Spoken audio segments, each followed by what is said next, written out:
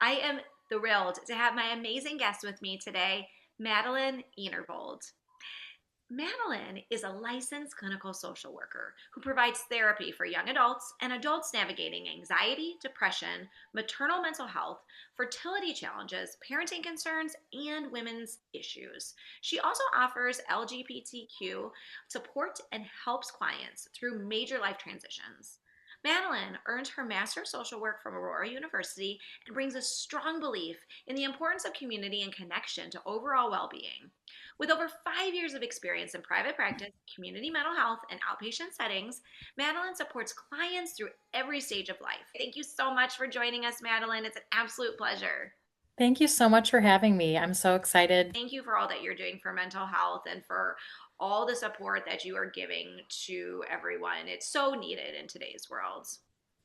Yes, absolutely. It's something that is not talked about nearly enough. As I'm sure being a mother myself, a lot of things were very unknown. I did not know what to expect, as most of us don't. And so I feel very passionate about letting people know that a lot of things are very normal, even if they're not talked about. Absolutely. Well, Madeline, let's go back from the beginning. I'd love to start at the beginning of what made you want to become a therapist. Yeah, it's actually my path to being a therapist is a very interesting one. Yeah. I That wasn't my initial goal. I always think back to when I was like 5, 6 years old, and I really wanted to be a veterinarian. I loved animals. I loved just learning about animals. That was like my biggest thing. So my family and friends would be like, "Oh yeah, Madeline's going to be a vet." Obviously, you don't become the thing that you think you're going to be at 5 years old. But then I shifted my perspective, wanted to become a forensic analyst. I wanted to work with forensics, learning about the brain, learning about why people do things. Again, very behavioral. After that, I really switched gears, wanted to become a chemistry teacher, but again, very science focused. I wanted to learn about why things work the way that they do. After I wanted to be a chemistry teacher, I wanted to go into acting. If you know me at all, you know that I love to talk and I love to perform. It's something that I really enjoy. But again, it's very behavioral, very, very centered on how we can present ourselves and play this part. After acting, that's when I went into psychology and social work. And I find it interesting as I go back and think about those things because they are all very tied together, whether it be through science. I'm a very scientific person. I love to learn about the mind. I love to learn about the body, but also very behavioral focused, very connected to helping people and wanting to make sure that there is some output to some of these things, whether that be helping animals, finalizing a crime, getting to the end of, a resolution to a crime, teaching students how to learn basic chemistry skills, performing a show that leaves somebody leaving with their heart filled or feeling some type of way about it. So I laugh at my path because it feels very random, but it also makes a lot of sense for me, at least, of like I felt called to help people, and that just happened to be through all these different avenues. But I also had a very personal connection with mental health as I was diagnosed with anxiety myself and panic disorder when I was in second grade. So I was experiencing panic attacks pretty consistently, and I was able to get the mental health treatment that I needed to get. And that ultimately, I think, guided me to this path at the end of the day. But on a perinatal front, that's not something that I really thought about as I'm going through, all of these lists of things. Again, it is very biological. I love to hear about the body.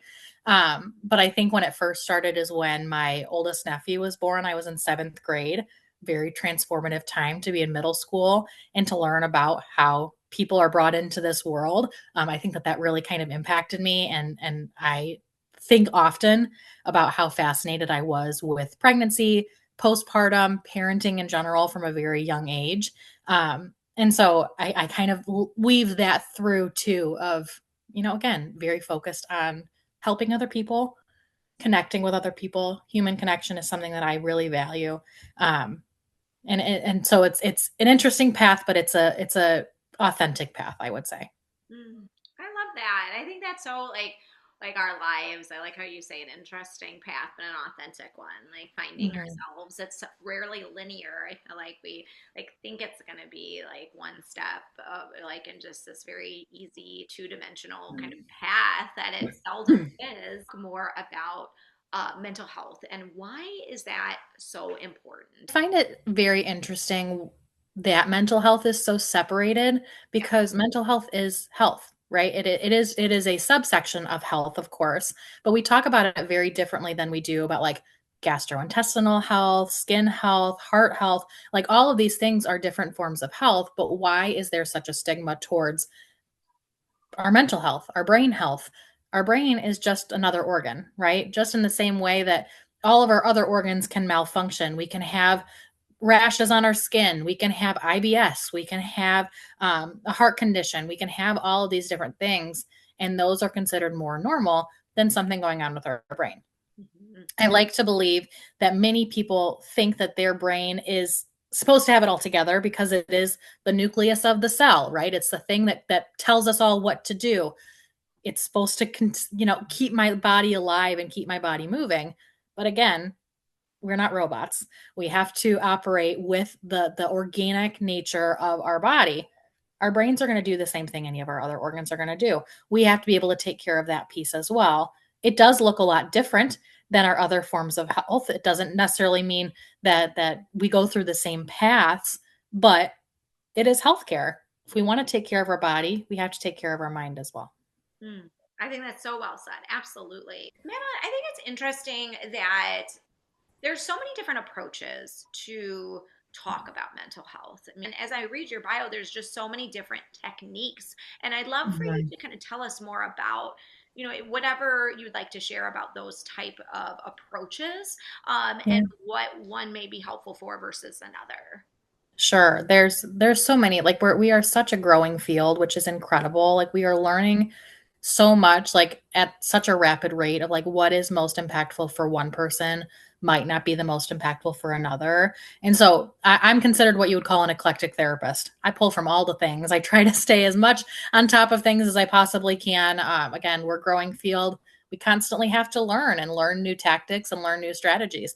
And so I always joke that if you've interacted with me for more than 5 minutes, you've heard me say the phrase of like we have to be flexible multiple times. Like that's that's in my bio. I think is when you read it out loud. Like flexibility is something that I stand true with personally and professionally. And so that's where I kind of pull from all these different areas. In my bio, I mentioned like ACT, which is acceptance and commitment therapy. DBT is dialectical and behavioral therapy. CBT, cognitive behavioral therapy, which is pretty common. But I also pull a lot from mindfulness, which is actually a subsection of DBT. Mm. I feel like these ones are ones that I have such a strong interest in because I do feel very like interested in the mind from a biological perspective. And CBT tends to, the circle and cycle of CBT, thoughts, emotion, behaviors. We are all connected and we are all going to have things that influence the other thing, right? We do have the power to draw a line in between any of those things or create some space between any of those things. I can have an emotion and a thought without, immediately going to the behavior. But I find it very interesting because we all have those. We all have these things that are operating and we have to be able to talk about them in order to know what are effective behaviors versus ineffective behaviors. Mindfulness, like I said, is a subsection of DBT, dialectical behavioral therapy. And mindfulness is something, as I mentioned in my bio as well, we live in a very fast paced world. And I learned from a very young age that things don't need to be so fast, but we are ingrained from a very young age that we need to get it together. We need to move things forward. We need to be on a timeline. We need to check things off of our list.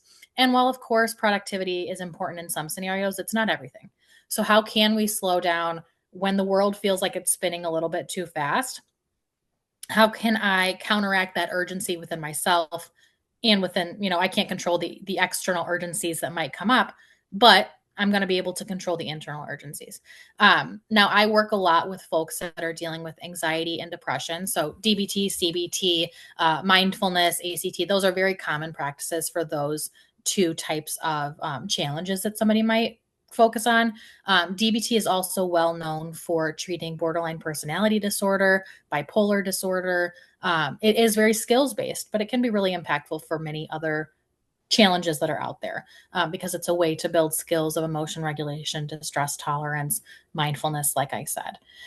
I also do a lot of work, and this wasn't in my bio, but I do a lot of work in existential therapy. And I think that this tends to come up a lot with my perinatal clients, working with the people in the postpartum period, people in the fertility challenges or family planning period, because this is one of the most activating experiences that you can be a part of. And it really makes you question, what does it mean to be alive? What does it mean to, who am I? Very, very existential. Like, what is the world about? And these all sound like very big questions, and we don't have the answer to all of these questions. But it does change our viewpoint on our existence, the universe as a whole. And so I tend to lean in that area for my perinatal clients. But again, I feel like I really do take what the client is saying in my personal experience and professional experience as a therapist. I'm taking what you're saying. My brain is doing all types of rewiring and, beep, beep, beeps. I just said I'm not a robot, but sometimes I feel that way. And then I'm going to pull maybe a little bit of here, maybe a little bit of there. But overall, my acknowledgement of the client's experience is what's leading me in that direction. Mm-hmm, mm-hmm. That's so interesting. EMDR, is that something that, Sure. um, what is that in comparison? Yeah, I am not trained in EMDR. We do have a lot of therapists at my practice that are trained in EMDR. It is a great tactic for processing trauma, but it also is. We're seeing a lot of kind of increase in conversation about EMDR and how it can help people with anxiety, OCD, again, perinatal experiences in the frame of like birth trauma. Yeah. EMDR is eye movement desensitization and reprocessing. So it's a way that we can connect the body and the mind, because a lot of the things that we experience, whether it is a traumatic event, whether it is an intrusive thought or an obsessive compulsive thought, hides within the body and we're not always aware of it. And so being able to bring the body and the mind together, recognizing where our body is feeling, recognizing where that tension is coming up, and then responding to it as needed is incredibly impactful. Like we have to bridge that gap, right? And that tends to be where a lot of the challenges arise for people that are dealing with mental health challenges. I don't know where to start. I don't know where it's body. I don't know if it's mind. A lot of times people go into a doctor's office, say, I'm just not feeling good. And then they go this route of mental health care and find out that it is more mental than it is physical. EMDR can be incredibly helpful for somebody that tends to notice their body feeling the way that it's feeling before their mind does. And so I've recommended EMDR to many of my clients to be able to process through some of these things that maybe they just don't have the words to say about just yet. And it can be really helpful in connection and in addition to talk therapy, again, depending on the type of work that they're wanting to do. Mm-hmm. Absolutely. That's so interesting. And there's so many options. And I feel like I wish there in the near future will be a day where this is just part of essentially like our physical exam where we have preventative health care. Like we have, we talk about your vaccines, we talk about cancer screenings, but we also talk about, mental health conversations as well. Cause it's just like we were saying at the beginning, it is part of health and it shouldn't be separate. It should be, part of the whole healthcare. I think it's really powerful. I put a lot of emphasis on like how powerful words are. Like we talk about that often, like with kids and teenagers, of like how you talk to your friends, how you talk to the people around you. Like there's a lot of power in how we talk to others. There's also so much power in how we talk to ourselves. And so that what you just said just reminded me of that. It's like we have to be able to acknowledge the things that we're saying to ourselves in order to move past them, in order to see if they're effective, if they're not effective. And so it's and again, like maybe you can tell from right now, I'm a very talkative person. I feel like it's very impactful to be able to talk to anybody about, our mental strategies and how we operate. And Mhm. we can see the benefits in that too. Yeah, I think that's so true. I love that. And Madeline, I would love for you to tell us now, as far as with motherhood, the perinatal population and your own perinatal experience, like how has that changed you? Was that what you expected it would be, or was it kind of different than what you expected? Love to talk with you more about that. Yeah. I we might need a whole nother episode regarding this part. Um, it is there's parts of me that don't even know how to explain it still. My daughter turns 3 in 1 month. She turns 3 in June. Hmm. And so there's still so much that I process through like on the daily, like as my daughter continues to grow and how things feel so different now. It is such a life-changing experience. I think back to a book that I read. It's a fiction book, but it's called Frozen River by Ariel Lewan. It is like one of my favorite books that I've read, about a one of the first midwives and how we talk about pregnancy and postpartum even back in that time period. And she mentioned in that book, like, pregnancy renders every woman a child again. It requires you to go back to very childlike feelings of, I don't feel like I'm in control of my body. I don't feel like I know what's going on. I feel very scared. I need somebody to tell me what's going on. And that very much was my pregnancy and perinatal experience just in general. Um, I feel so different as a human, that I've seen things so differently. It's changed a lot of my awareness on things, like how I speak to myself, how I present myself to others, how I coordinate my day and my schedule, like just very basic stuff like that. How I speak to my friends, how I show up for them. It changes, like on a, again, biological level. It changes every single cell in your body. So we don't operate through change very well. Nobody does. We have that phrase of like, I don't do change well. Nobody does. We have to figure it out, and we do figure it out. Obviously, some people figure it out faster than other people, but we're still all on that same period of adjustment. We still have to figure out what that change is going to look like. But it has changed my perspective on family, friends, what it means to be supportive of another person. And I say that, and I find that part so interesting because I have been a therapist for the past almost 6 years now. And so I've been supportive of people before I became pregnant and gave birth. But even now as a therapist, it's changed my viewpoint on a lot of things. It's changed how I can show up for somebody in the most authentic way while creating space and being present for them in the most authentic way, but also on a personal level. I see things very differently from a family perspective. I now have my own. Like, I have my little dynamic of 3, which I just love and I adore. But as I said earlier, it can be one of the most activating experiences. But ultimately, like, I feel like it's changed how I see so many things. And as my daughter continues to grow, like, this stage of toddlerhood is like the most insane stage. It's also one of my most favorite stages. Like, I'm a toddler mom through and through. Like, I think the toddler stage is so, I'm just having a blast. I'm not a newborn mom. That wasn't my favorite stage. And I fully accept that. And I will verbalize that to anybody. But even in this stage, everything changes. My daughter the other day was like, I don't like chicken nuggets. She eats chicken nuggets 4 times a week. Like, she will be eating chicken nuggets and it'll be fine. But you have to be very adaptable. It forces you to be flexible. It forces you to see things from all these different lenses. And I like to find the joy in that, but I also like to acknowledge the challenge. Like, again, we have to continue adapting. We have to continue finding that like middle space that we can kind of settle on while we are going through the constant ups and downs.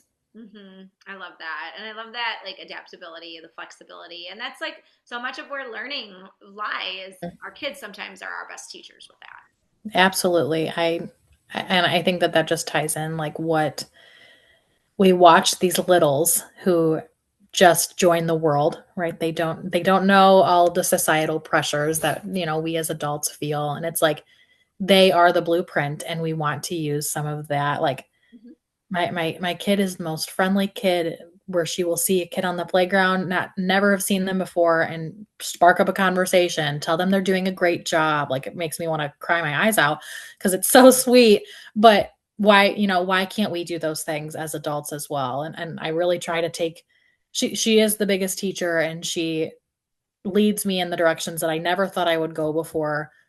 I'm very an anti-swing person, but if my child wants to go on the swings, I will go on the swings with her because that is something that challenges me and it benefits me in the end. So it's, I think in the same vein of the title of your book, To Mom is to Love. It's something that we do out of love, even if it challenges us, and that just feels really powerful as a mom.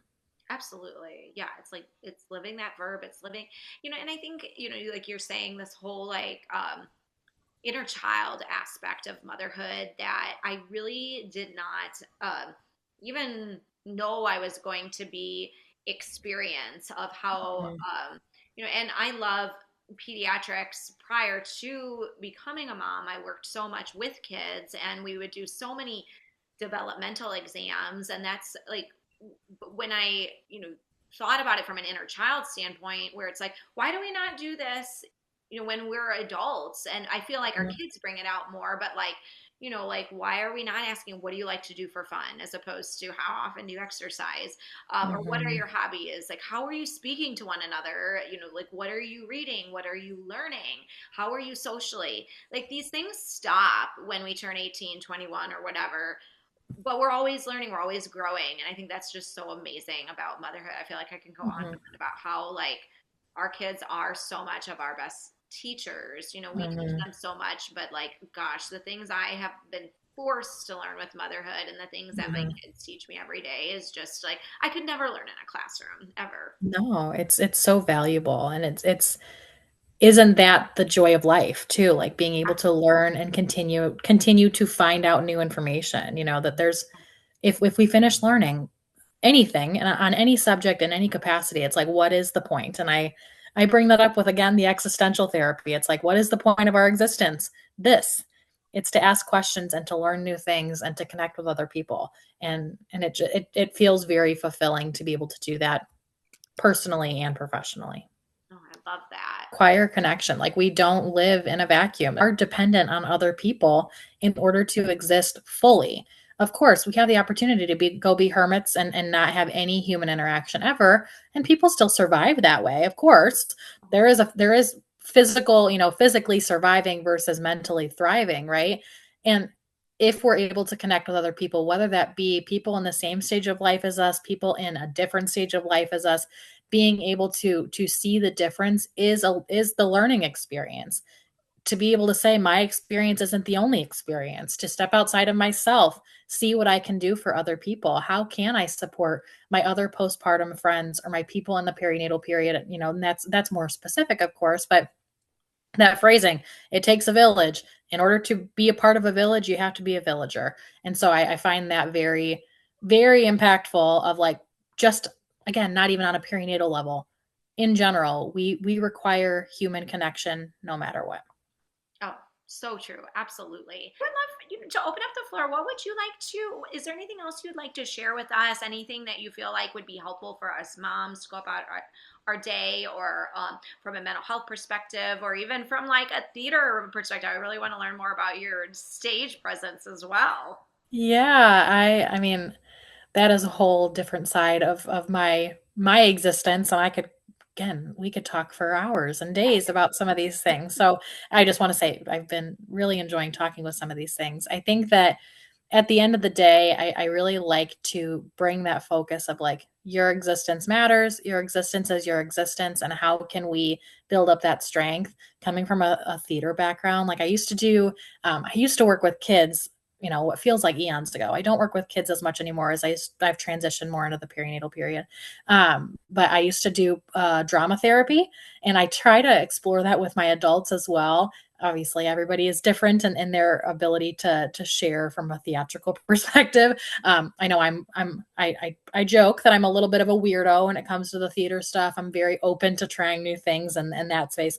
But it's a great way for us to practice self-compassion, conflict resolution, interpersonal communication, even from a theatrical perspective. When you're on stage, you're showing off these different muscles, these different skills that we use on a daily basis. It's just obviously very inflated and very dramatized.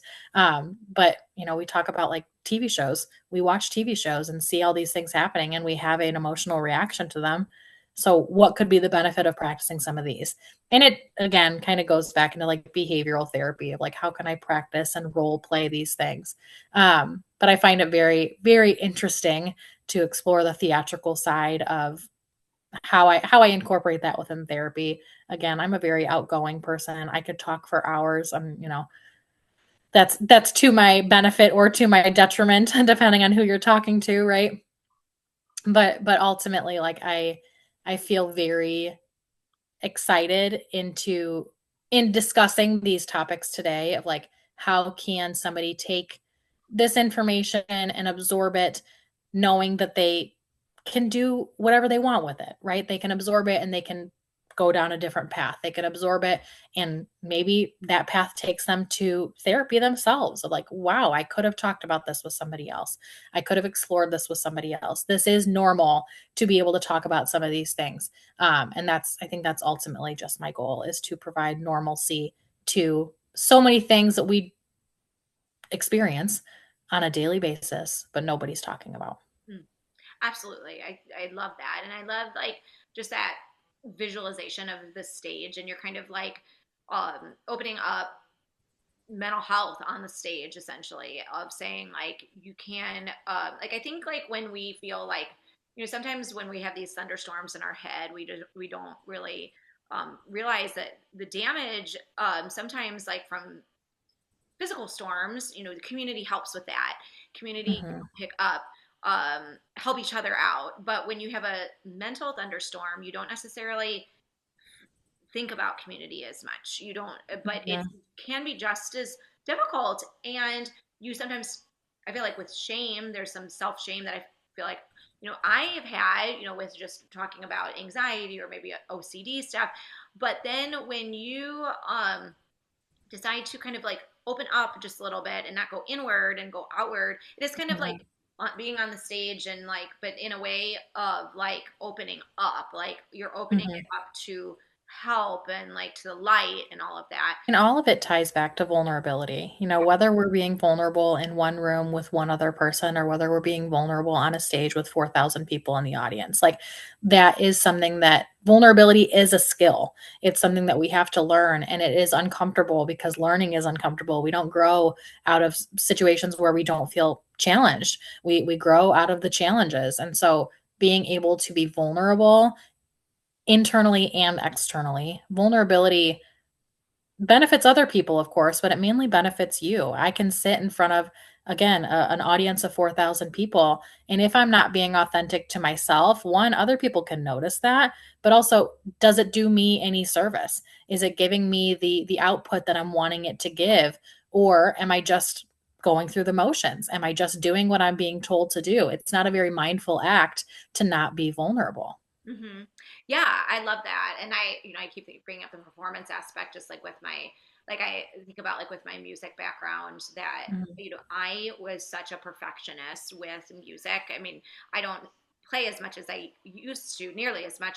But what I remember the most of like emphasizing perfection, being perfect, perfect, perfect with literally everything. And I remember one time I taped my music too much together and I was like, let me tape it one more time just to make sure it won't be Mhm. like this huge, like long piece that didn't have many good breaks to turn pages. And I taped it too much. And so in my performance, like I got stuck and Mhm. my accompanist, the piano player, she did a great job of just, waiting till I was ready to keep Mhm. going. But I remember being mortified of just like, Yeah. oh my God, this is awful. And, afterwards, like maybe people were being nice, but I was like, like that was awful. And people were like, I didn't even notice it. And I have a video of that still that I like go back and look at. And I'm like, gosh, that really wasn't Mhm. noticeable. But in my head, I just remember being so scared. And it's Yep. interesting. Like that's so much of like of life. We think that, that what's in our head is just so noticeable and everyone's like, Mhm. it's crazy what our minds can make up. Yeah, I tell the story often. I played the evil stepmother in Cinderella my senior year of high school, and that was 12 years ago. Like it's been a minute, but it's something that runs through my mind often when I'm talking about performance. Like I had to rip the sleeve off of the Cinderella dress, and as I went to rip it, it would not rip to save my life. Like it would not go, and I was panicking on stage, and everybody again, similarly to your story, like nobody noticed. Yeah. Nobody knew that that's what's supposed to happen. And I think back, like perfectionism like is the anti-hero to confidence. Like if I feel like I have to be perfect, am I actually being authentic? Am I actually being confident in my ability to problem solve? Like no, I have to be able to figure it out as I go, and that is what true confidence is. I have to be able to say like I don't know what I'm doing all the time. I always think it back to my undergrad actually is in psychology and theater. I double majored, and one of the classes that you have to take in theater school, theater school, is voice and movement. And that is like the most embarrassing class that you can take from a, perfectionist viewpoint, because you have to do the weirdest stuff. You have to do a lot of weird things with your voice. You have to do a lot of weird things with your body. And ultimately, it's what gets you feeling okay to go up on a stage again of 4,000 people in the audience and do some pretty weird stuff. And so I always think back to that when I talk about confidence. And it's like, if you were to have spoken to me when I was 13, 14 years old, very different person. Understandably, I turned 30 this year. So like I would hope that I'm different than I was at 13 and 14. But a lot of it has to do with the fact that I've been able to make mistakes, and I've been able to be supported within my mistakes, and that has built my confidence. And so it's like, how can I share that with other people, knowing that this is a process? Confidence is a skill, confidence is a process, but like the fact that that process has been through vulnerability, authenticity, being able to make mistakes, like that's just so it's such an interesting way of looking at it. And I feel like it's really benefited me as a person and a therapist and a mom and a friend, like all of the different labels that I put myself as. I link back to some of these connections with performance and theater. Oh, absolutely. I think there's so many things you can learn with that. Perfection is like this. I love how you say the antidote of confidence. Like, I love Mhm. that. And it's like trusting in yourself. It comes from the word trust. Like, how do I trust myself that I can do this? And sometimes Mhm. looking to your cheerleaders and knowing even if you don't think you can, you can. It's just you have to get that positive feedback Yeah, in yourself and take what they're saying and somehow internalize that. And that takes practice, that takes time, and there's absolutely. that sometimes is that drama therapy. It's so powerful again, and it's like the ability to try to be somebody else, and like, or even see somebody be somebody else, like, or act as somebody else. Like it's so incredible, like what our brain does in terms of internalizing that, and like how would I respond to these kinds of things. It's like a lot of times I have no idea, and there's so much power in the I don't know. Yeah, And seeing it on a stage, and I'm a very I'm an emotional person. If I'm going to a theater and I'm watching a show, I'm crying. It doesn't really matter what show it is. I'm going to cry about it. If I watch a movie, I'm probably going to cry about it. If I watch a TV show in its entirety, I'm going to cry about it. And so there's so much emotional growth that we can have by seeing other people act out these experiences. And it's a safe way to do so. I always connect back to like dreams tend to be the way that we practice out our conflicts, because our body is safe, but our brain is trying to maneuver through, what possibly could happen. yeah, Very, very anxiety focused at times.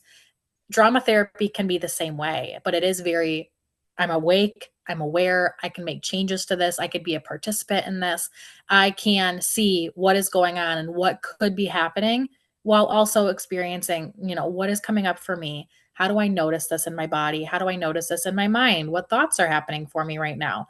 Do I need to say anything? Do I feel the need to get up and run around? Do I feel the need to get up and sing a song? Like people joke all the time, like musicals are so corny and cheesy because they're just singing all the time. And it's like, sometimes when you have so much emotional output, that's all you can do. And yeah. so like, how can it's just very interesting to see the benefit of that. And like, I'm a firm believer that, in order to fully understand things, you have to participate in art in order to fully understand life. And I'm not saying that as if I know everything about life, because I obviously don't.